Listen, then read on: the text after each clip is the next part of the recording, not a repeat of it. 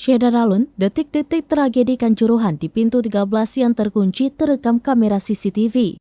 Isi video CCTV tersebut diungkap oleh anggota Tim Gabungan Independen Pencari Fakta atau TGIPF tragedi Kanjuruhan Nugroho Setiawan.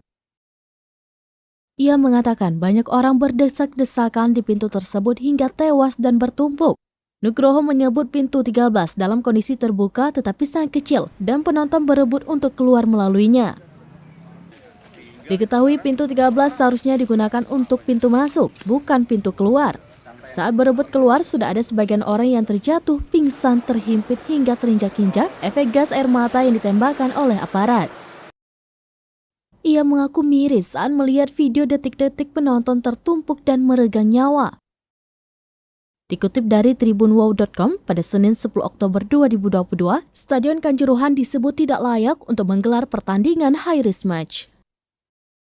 Tadi saya sempat melihat rekaman CCTV kejadian khususnya di pintu 13.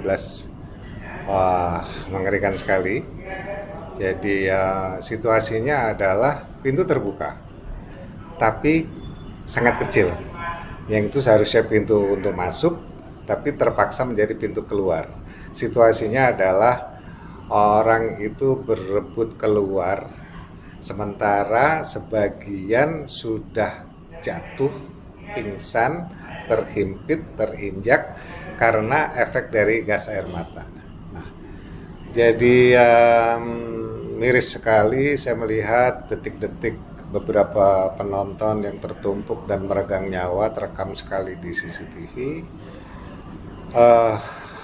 Kesimpulannya sementara bahwa stadion ini tidak layak untuk menggelar pertandingan high risk match. Mungkin kalau itu medium atau